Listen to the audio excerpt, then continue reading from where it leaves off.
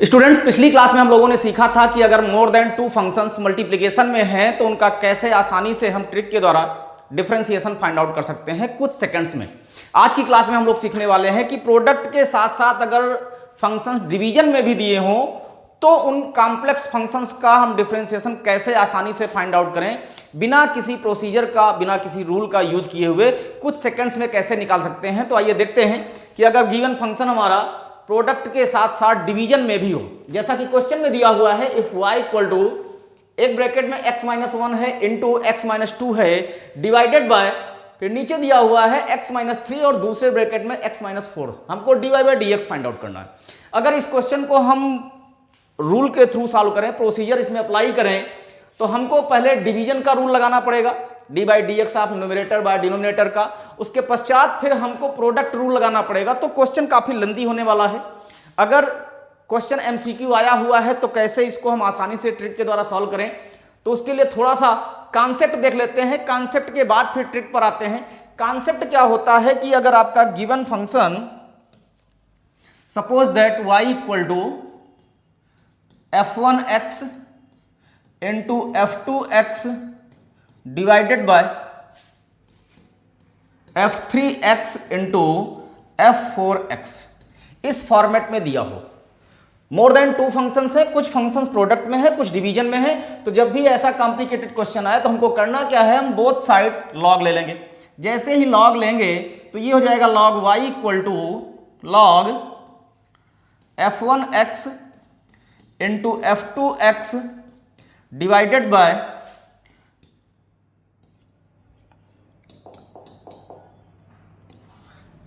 f3x into f4x हो जाएगा। अब यहां पर हमको करना क्या है, log property log m by n और लॉग m इंटू n का यूज करना है। तो पहले लॉग m बाई n का अगर हम यूज करेंगे तो ये हो जाएगा log m minus log n, साथ ही साथ m इंटू n का भी यूज कर लें तो जो न्यूमरेटर में फंक्शन दिए वो प्लस में आ जाएंगे और जो डिनोमिनेटर में दिए हुए हैं वो माइनस में आ जाएंगे। तो क्या बन जाएगा हमारा फंक्शन, लॉग f1x हो जाएगा प्लस लॉग f2x हो जाएगा और डिनोमिनेटर के फंक्शन माइनस में जाएंगे तो हो जाएगा log f3x minus log f4x हो जाएगा।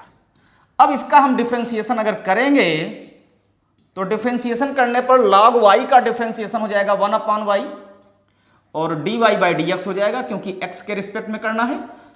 और log f1x का हम जानते हैं कि log का 1/x होता है, तो पहले तो 1/f1x आ जाएगा, फिर f1x का डिफरेंशिएशन करेंगे तो f1-x हो जाएगा प्लस 1/f2x हो जाएगा और f2-x हो जाएगा। f2- का भी f2 का डिफरेंशिएशन करेंगे तो माइनस 1/f3x हो जाएगा और f3- हो जाएगा x में, मतलब डिफरेंशिएशन हो जाएगा माइनस 1/f4x और f4 का फिर से डिफरेंशिएशन कर लेंगे हम लोग। तो ये जो 1/y है, y को अगर हम इधर शिफ्ट करेंगे तो हमारा फंक्शन बनने वाला है dy by dx equal to y in bracket f1-x divided by f1x plus f2-x divided by f2x minus f3- में x डिवाइडेड बाय f3x और माइनस f4- में x डिवाइडेड बाय f4x हो जाएगा। ये इसका कंप्लीट डिफरेंशिएशन हुआ। तो अगर हम यहां देखें कि चेंजेज क्या हो रहे हैं, कैसे हमको इसको ऑब्जर्व करना है क्वेश्चन को, तो हम देख रहे हैं कि f1 और f2 न्यूमरेटर में दिए हुए थे जबकि f3 और f4 डिनोमिनेटर में दिए थे। तो जो न्यूमरेटर में फंक्शन दिए थे वो प्लस के साथ आए हुए हैं और जो डिनोमिनेटर में फंक्शन दिए थे वो माइनस के साथ आए हुए हैं। हमको करना क्या हो रहा है, जो फंक्शन दिया है उसको डिनोमिनेटर में रखना है और उसी का न्यूमरेटर में डिफरेंशिएशन करके लिख देना है। तो इस तरह ये हमारा ट्रिक बन जाता है और इस ट्रिक का यूज करके अगर क्वेश्चन एमसीक्यू आया हुआ है तो आसानी से हम सॉल्व कर सकते हैं। तो आइए क्वेश्चन को सॉल्व किया जाए। स्क्रीनशॉट लेना चाहते हैं तो ले सकते हैं। चलिए, तो जो क्वेश्चन आपका दिया है इसके according dy by D x क्या हो जाएगा, dy बाई डी एक्स बराबर हो जाएगा y।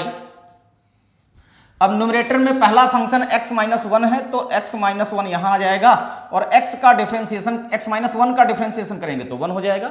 फिर प्लस में दूसरा फंक्शन न्यूमरेटर का x माइनस टू दिया हुआ है तो x माइनस टू लिखेंगे और x माइनस टू का डिफरेंशिएशन x का 1 हो जाएगा, 2 का 0 हो जाता है, ये आपको पता है, कल की क्लास में हम लोग सीखे थे।